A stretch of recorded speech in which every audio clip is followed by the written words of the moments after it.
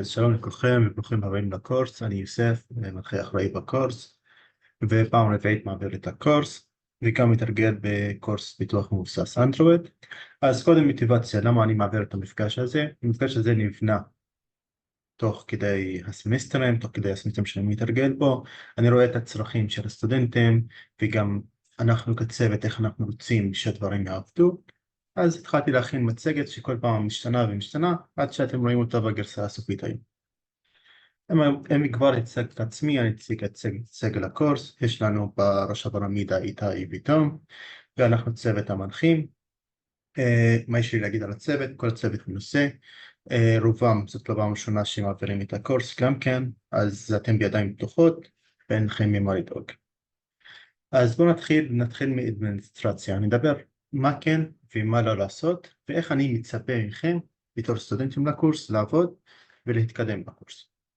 קודם כל לגבי שעת הקבלה שלי, שעת הקבלה שלי בטאוב 213 ביום חמישי מ-4:30 עד 5:30. אתם מוזמנים כולכם כאילו, אבל שלוח לי הודעה קודם דרך האימייל לציין מטרת המפגש ולמה אנחנו מפגשים, גם כדי להיערך בהתאם. אנחנו לא ממליצים לדבר על המנחים שלכם בוואטסאפ, אין סיבה גם לכך, לא רואה סיבה כזאת.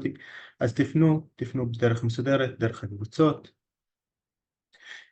ועכשיו אתם מתחילים את הדרך שלכם, את המסע שלכם בפיתוח הפרויקט שלכם. זה איך אני מדגיש, הפרויקט שלכם, זה לא הפרויקט של המנחה שלכם, זה הפרויקט שלכם. אנחנו כאן כדי לתת לכם הצעות, גם לסכל סיכונים הם קיימים. אתם לא אומרים לשבת, לשבור את הראש מעל 6 שעות. אם אתם עושים דבר כזה, זה אומר משהו לא בסדר בתהליך. אם אתם לא מתקדמים, אז תרגישו חופשי גם לפנות אלינו בוואטסאפ. אבל שאתם בונים לנו בוואטסאפ, תפנו, תשלחו לנו כאילו עם תבנית מסודרת. מה זה תבנית מסודרת? בוא נחשב על זה כמשחק טניס שולחן. אם אתם עכשיו באים אליי כיוסף, אומרים לו, תשמע יוסף, יש לנו בעיה, חיישן X לא עובד, אז מה יש לי להגיד לכם? אולי הבעיה מהקוד, אולי הבעיה מהחיבור לא נכון, אולי מאיכות קרוע. איך אני כיוסף אמור לזהות לכם את הבעיה אם אתם לא באים עם תיעוד מסודר? מה ניסיתם, מה לא ניסיתם? לכן, על מנת לחסוך לכם את הזמן שלכם וגם לחסוך את הזמן שלנו, כשאתם פונים אלינו עם בעיה כלשהי וזה יקרה, אז תפנו באופן מסודר. מה ניסיתם, דיאגרמה חיבורים, לאן חיברתם את הדברים, מה הקוד שניסיתם להריץ.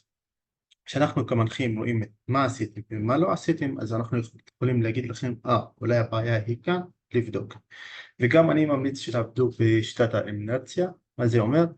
אתם עכשיו יש לכם פרויקט כל כך מורכב, או מלא חיישנים, סנסורים, אז תיקחו חלק קטן, תבדקו חלק קטן, תתחילו לאתר את הבעיה, כמו שעושים בעיות מבוא, מתם. אז גם כאן זה תופס, לאתר את הבעיה, לחלק בעיה גדולה לבעיות, תת בעיות קטנות. אוקיי, אני חושב שאמרתי הכל לגבי תזכורת. אז בואו נתחיל ונדבר על ערוצי תקשורת שלנו.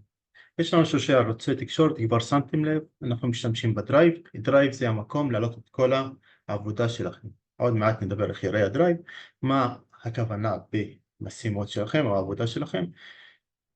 עוד מעט נדבר גם על ביטוח אג'ילי, אבל לאורך כל הדרך אתם חושבים ואחר כך כותבים קוד ולא להפך. אז כל שלב החשיבה נמצא בדרייב. בוואטסאפ אנחנו מעודדים לדבר איתנו קודם כל, תשלוח לנו את ההתקדמות שלכם, או שאלות כלליות, או לעדכן אותנו. אם העליתם טופס של בעיה כלשהו לדרייב, אז תפנו לנו, תגידו, העלינו קובץ מסוים לדרייב, נשמח אם תסתכלו עליו.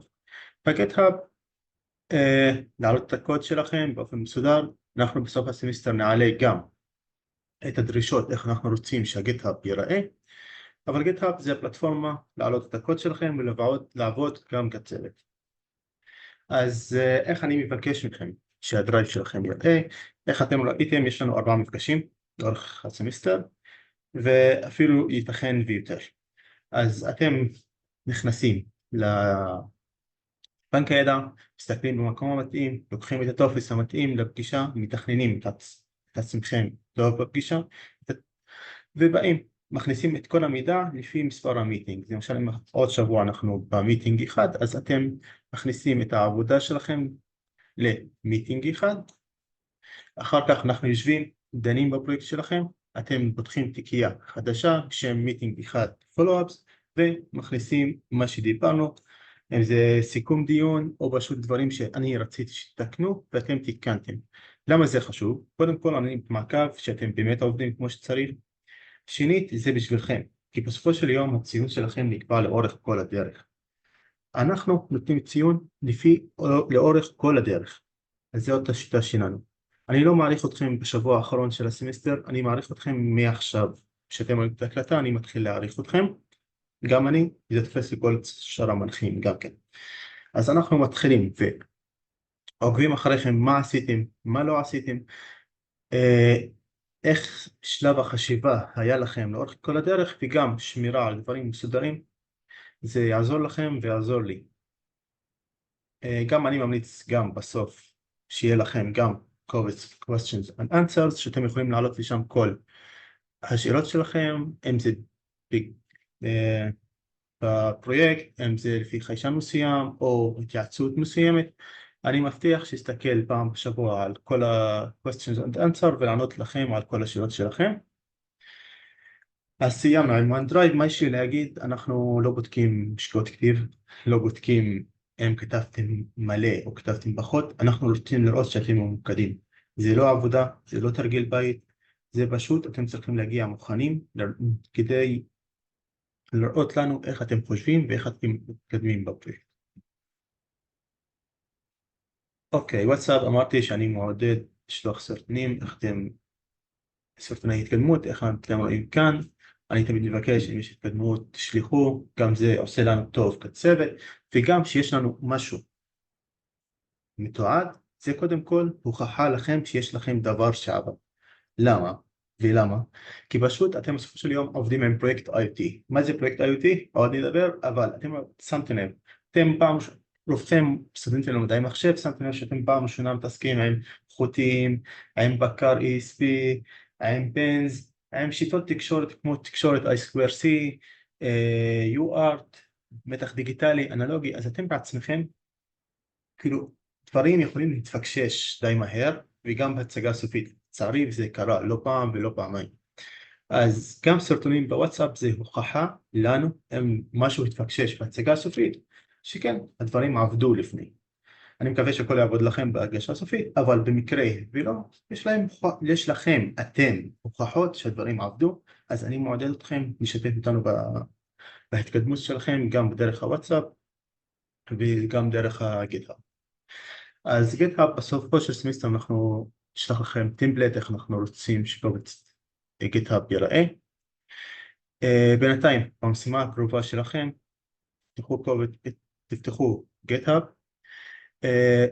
תעשו יוניט טסט, עוד מעט נדבר מה זה יוניט טסט, לכל סנסור שיש לכם, לכל חיישן, לכל פרוטוקול שאתם חושבים שאתם תשתמשים בו, ותעלו את זה באופן מסודר לגיטהאב תחת יוניט טסט.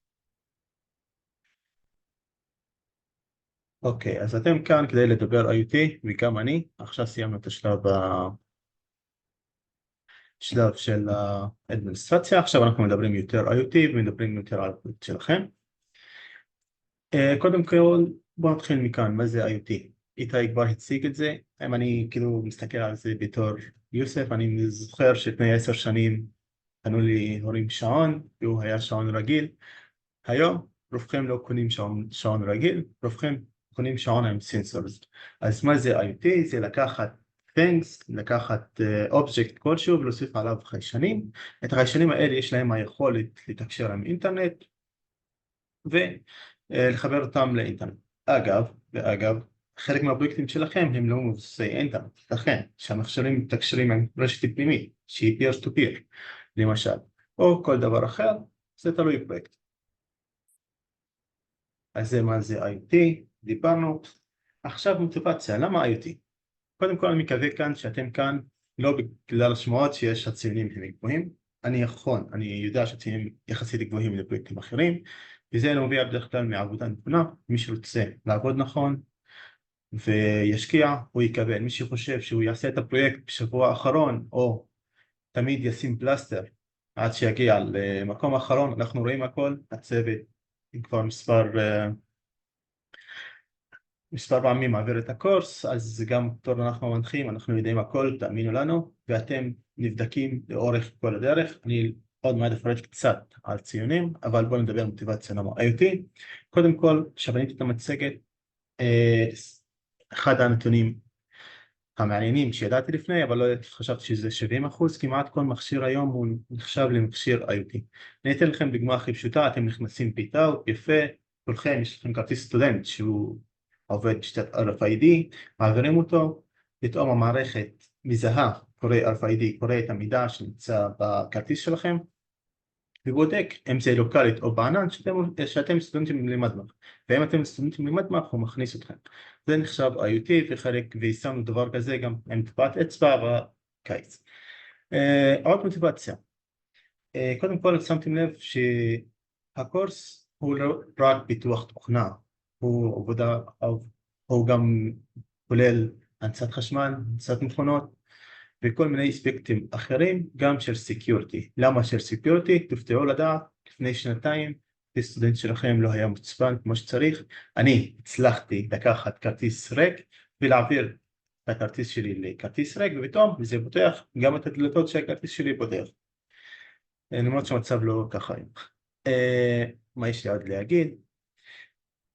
אוקיי, אני מבטיח לכם בסוף הקורס שכולכם יודעים, גם אם יש לכם רעיון התחלתי, אתם יכולים לפתח אותו. אנחנו נותנים לכם את הכלים להמשיך הלאה אחרי הקורס, לפתח גם את הסטארט-אפ שלכם או את הפרויקט שלכם.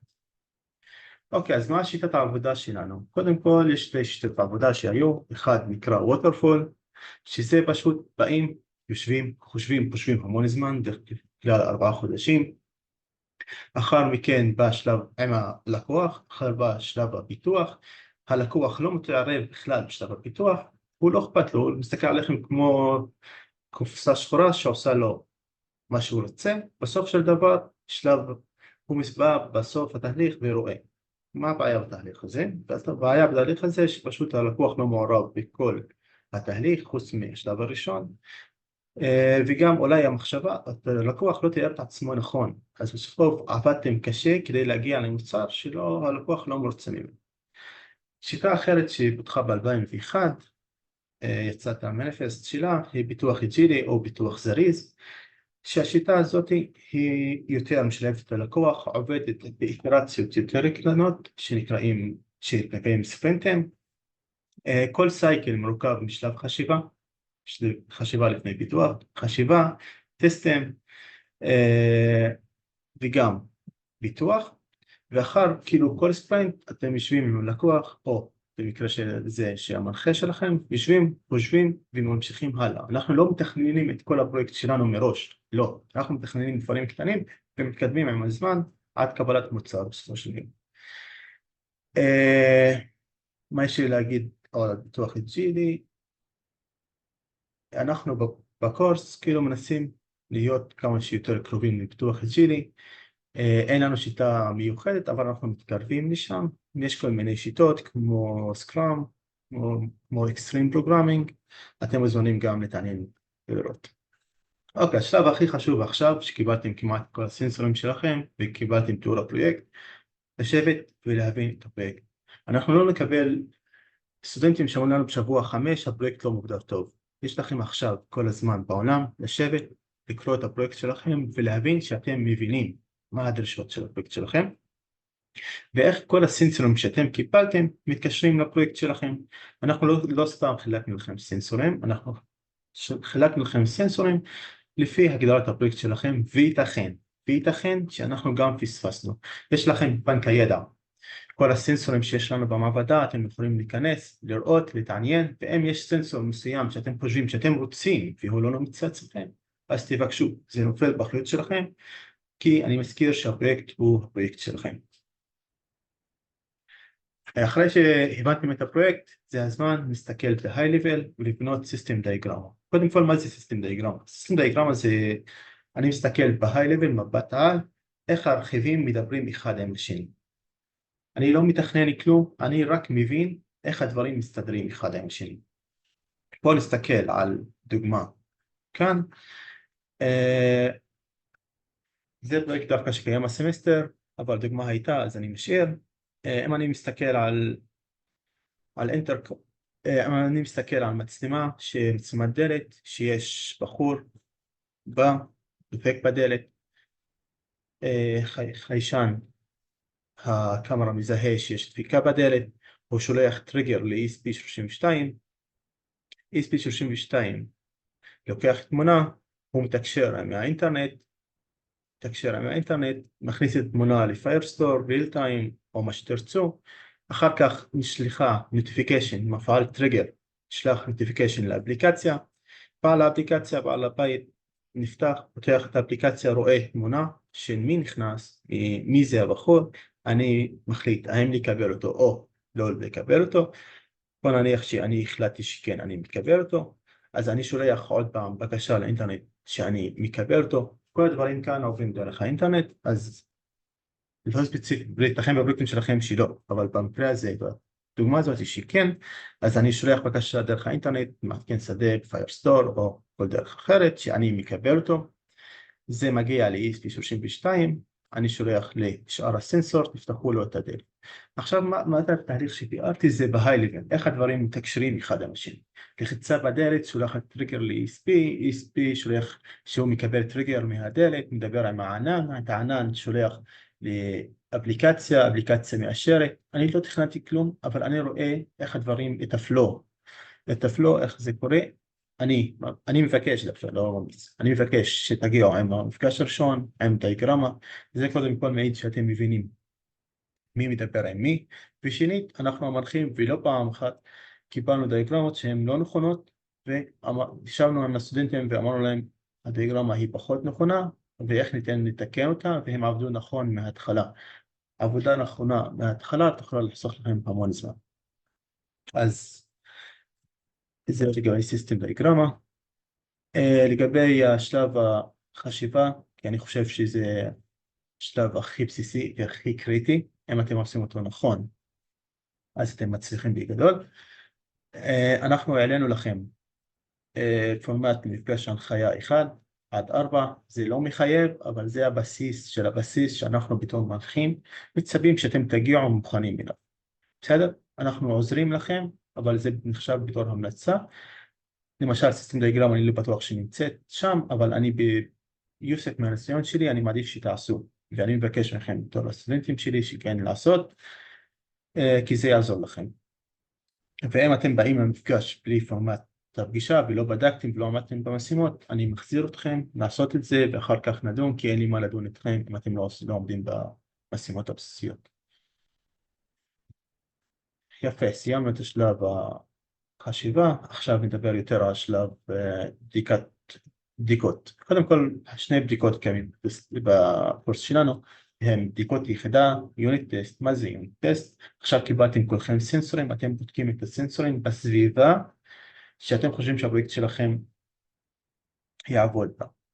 בסדר? יוניט טסט, בדיקת יחידה, בודקים כל סנסור בסביבה, מעלים את כל לגיטהאב, תחת תיקי היוניט טסט, שם הסנסור, וגם את הבדיקה, מה הבדיקה שעשיתם, ואת התוצאה. אתם יכולים לצרף את התוצאה שלכם. למה? כי זאת הוכחה שהדברים עבדו לכם קודם, לפני לי. אני אגיד לכם מה יקרה. אתם עכשיו בהתחלת הפרויקט. עוד מעט, במקום לדבר עם סנסור אחד, אתם תדברו עם מספר סנסורים. בסדר, ואין מה לעשות, קיים לפעמים התנגשות. כי למשל שני סנסורים מתחברים על אותו פס, אם אנחנו מדברים על פרוטוקול I2C. מה זה I2C? תדעו בתרגול שאני מעביר. למשל אם יש לנו פס שיש בו שני סנסורים מדברים אחד עם השני על אותו כתובת, אז ייתכן שיש התנגשות. ואתם שבדקתם כל סנסור בנפרד, הסנסור הזה עבד. בסדר, אז זה הוכחה שהקוד עבד פעם, הוא יעבוד כל פעם. זה נותן לכם עכשיו לבדוק מה הבעיה, למה הדברים לא עבדו. אז יוניט טסט זה הבסיס של הבסיס שאנחנו מבקשים לעשות. תעשו כל דבר שאתם חושבים שאתם צריכים, אם זה תקשורת וי-פיי, אם זה פרוטוקול NTP, Network Time Protocol, אם זה עבור סנסור מסוים, אז אנחנו מעודדים שתעשו יוניט טסט לכל דבר, אנחנו מבקשים את זה.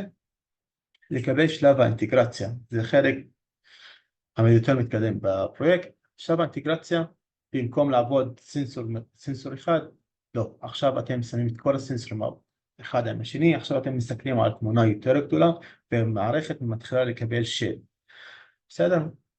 המערכת שלכם מתחילה לקבל צורה, אתם מתקדמים, אז האינטגרציה זה שחיישן המרחק עובד, וגם הלחצן עובד, וגם חיישן הטמפרטורה עובד, שכל הדברים עובדים יחד, זה שלב האינטגרציה. אתם עושים טסטים שהכל עובד כמו שצריך, וזה אנחנו נבחן אתכם גם ברובסטיות של המערכת שלכם, איך היא מדברת עם מקרי קצה, נפילת חשמל, נפילת אינטרנט, קריאות לא מדויקות, איך אתם עושים פילטרינג, כאילו כל הדברים האלה אנחנו מסתכלים עליהם בהגשה הסופית, ונדבר עוד מעט על רובסטיות. אז אנחנו מסתכלים על שני דברים עיקריים, יוניט טסט ואינטגריישן טסט, ואת הממשק משתמש. כולכם תעשו ממשק משתמש בסופו של יום, אם זה אפליקציה, אם זה טלגרם בוט, הכל נמצא בבנק הידע, תבחרו מה שאתם רוצים.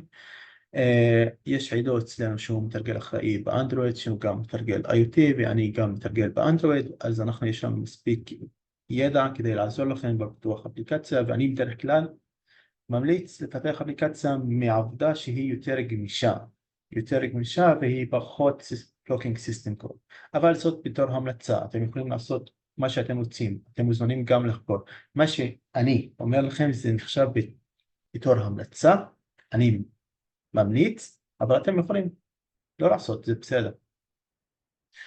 ואתם יכולים לחקור יותר, כי אמרתי לכם, זה בסופו של יום אנחנו המנחים, נותנים לכם המלצות, אנחנו לא מכריחים אתכם לכלום.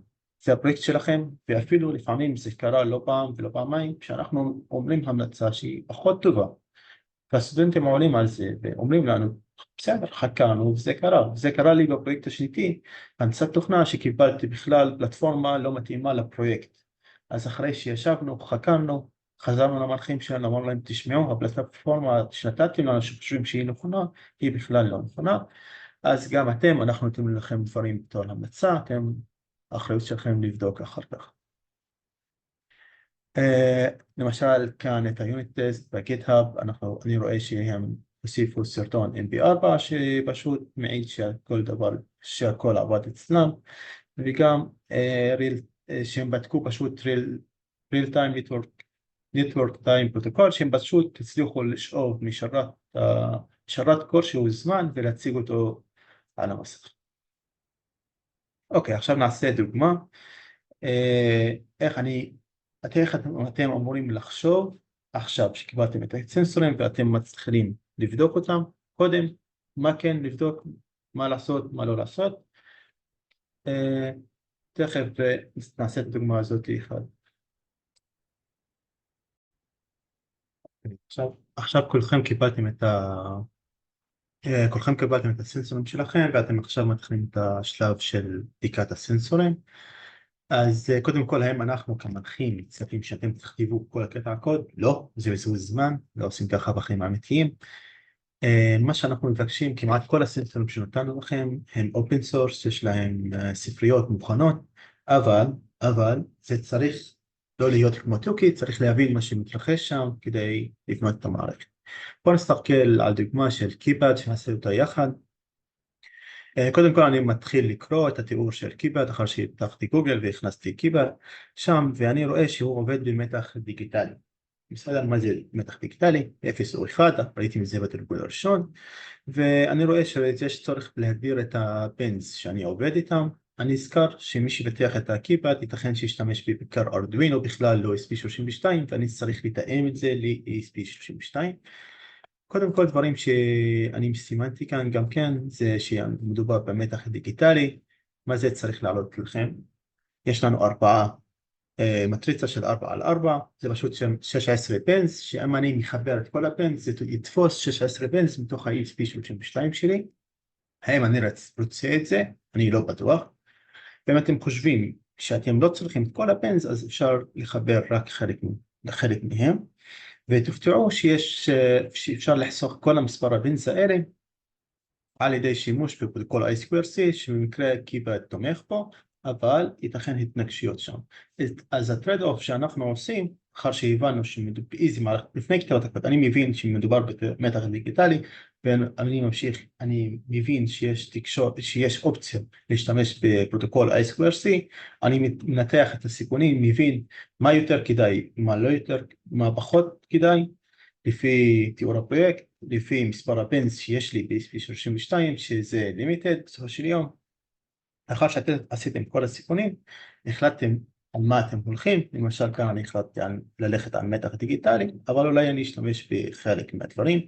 אני פותח את הספרייה, את האופן סורס, מסתכל ב-CPP, קודם כל הקוד שאתם כותבים, זה C++ בסוף, אז כל מה שאתם כותבים זה C++, אותה חוקיות נשמרת ממתם, מהפעלה וכו'. אתם פותחים, מסתכלים על הקונסטרקטור, מה הקונסטרקטור מקבל, איזה פרמטרים מקבל, ולא מעתיקים את הדברים. מסתכל למשל כאן על קונסטרקטור, אני רואה שהוא מקבל Keymap, אז אני מבין שייתכן מיפוי בין הדברים. אני רואה שהוא מקבל את ה-rows ו-columns כביטים. למה ביטים? אני משאיר לכם לחשוב. אחר שביטחתי, הבנתי, אני מסתכל גם על example, כל אחד בא עם example, אני מבין איך הגדירו את הדברים. למשל כאן אני רואה שהגדירו את ה-row bins ו-column bins, אז ואת ה-keymap שהיא פשוט מיפוי של הדברים. אני מחליט איך ה-keymap שלי רוצה לראות, איזה bins אני מקדיש עבור row ועבור columns, לפי ה-ESP שלי ועבור ה-bins שאני מסתכל עליהם, אני מחליט, ואחר כך אני משנה את הקוד שיתאים ה-ESP, ואיך שבניתי את זה, מוסיף את זה דיאגרמת חיבורים, בודק שהכל עובד, מצלם, מעלה לגיטהאב, וממשיך הלאה. אוקיי, עכשיו כולכם קיבלתם ESP32. קודם כל צריך להבין, אתם עכשיו עובדים עם סנסור, כל סנסור יש לו פרוטוקול תקשורת שונה, בסדר? אי אפשר לדבר עם כל הסנסורים באותו צורה. למה? כי אנחנו מקבלים מידע גם בצורה שונה. כל פרוטוקול תקשורת יש לו רצף של ביטים שהוא משדר, יש חלק שעובדים עם שעון, יש חלק שעובדים בלי שעון, אז כל הדברים האלה אתם נכנסים לאותו קונספט בתרגול שאני מעביר, אבל בינתיים אתם מבינים שהסנסורים הם שונים אחד מהשני, ועכשיו אתם ראיתם, יש סנסורים שעובדים עם מתח דיגיטלי, למשל פוטונס, או יש אור אין אור, מתח אנלוגי, הם רוצים עכשיו צבעים שונים, למשל מתח אנלוגי או מהירות הפעלה שונה עבור גלגל. יש לכם I2C, יש לכם UART ו-SPI. אז קודם כל אתם מבינים איזה בינס תומכים בפרוטוקול שלכם. אם אני עכשיו מניח שאני מדבר על I2C, קודם כל אני מסתכל איזה בינס באמת תומכים. אז אני רואה ש-GPIO 22 כאן תומך ב-I2C קלוק, שאני מעביר את הקלוק, ו-21 שהוא מעביר את הדאטה. אז אני מבין, אם עכשיו אני משתמש, אחרת יש לי סנסור שעובד בפרוטוקול I2C, אז אני מבין שאני צריך את ה-SDA, לחבר את הבן של ה-SDA ל-21, והבן של הקלוק ל-22.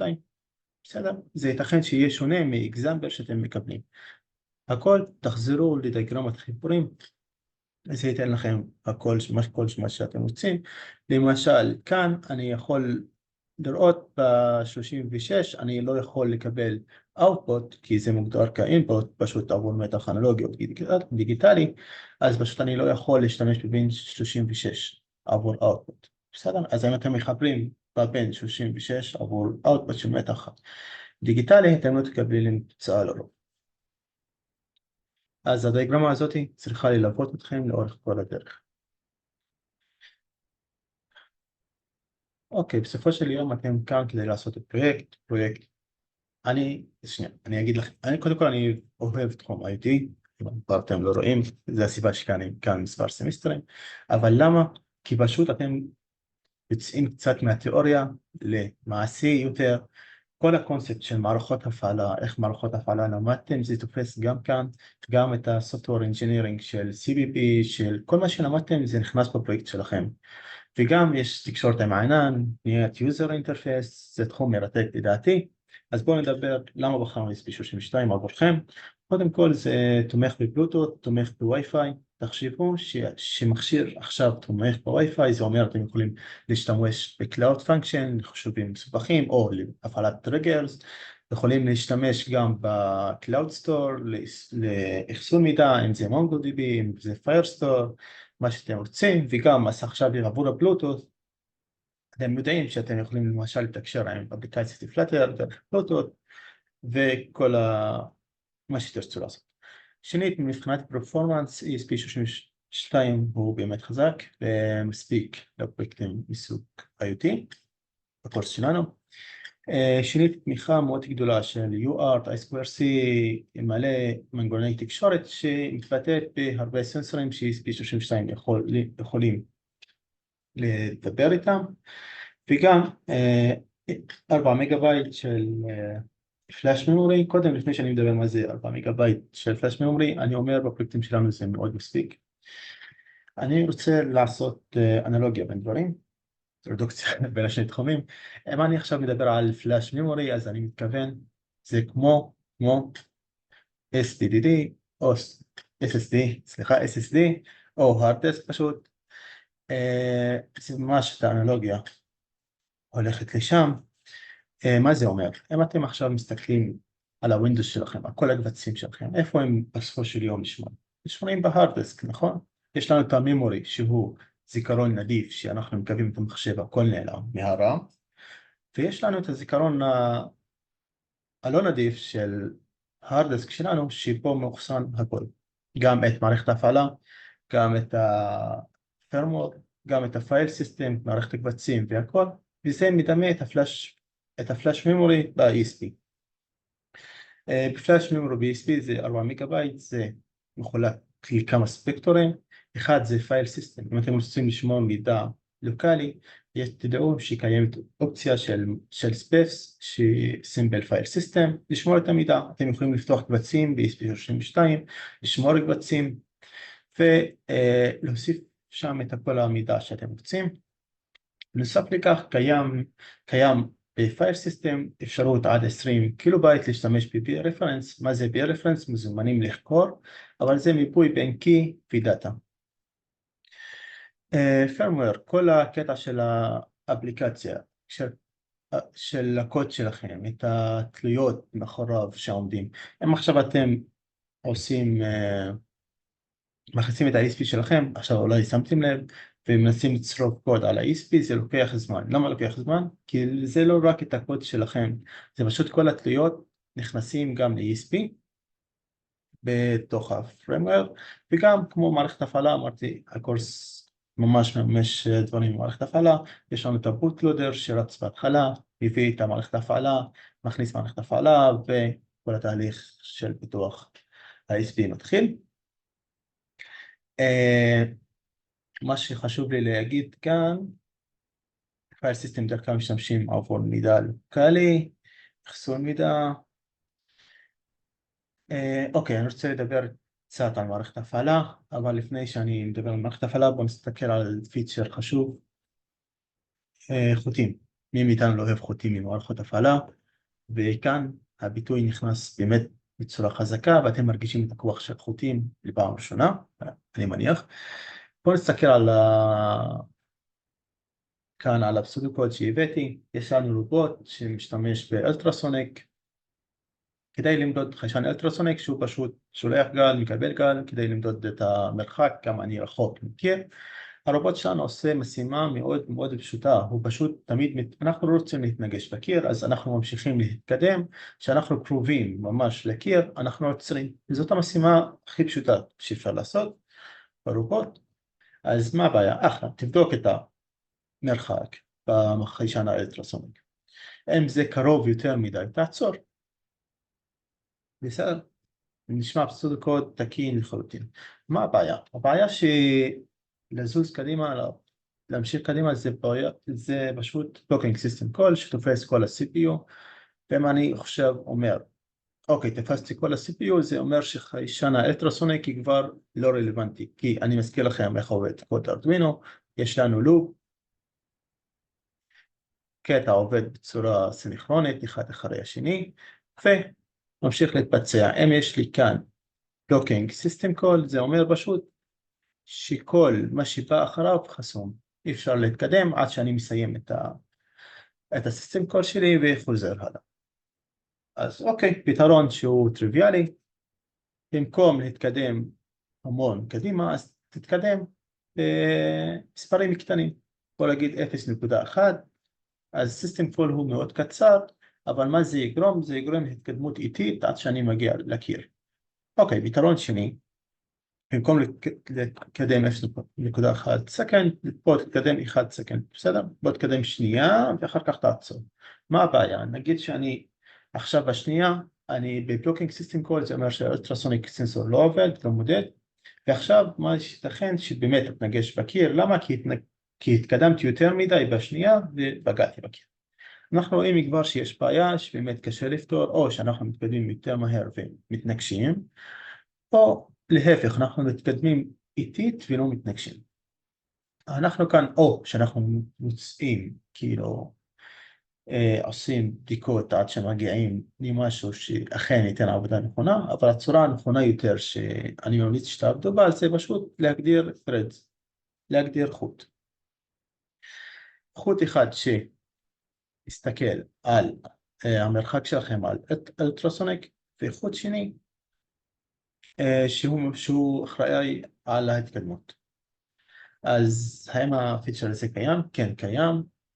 ESP משתמש, מערכת הפעלה שלו נקראת Free Real Time Operating System, זה פשוט, יש לנו 2 cores ב-ESP, אז אפשר להריץ בו זמנית שני משימות, זה שונה מלינוקס. יש קריאה של יצירת ה-thread, זה נקרא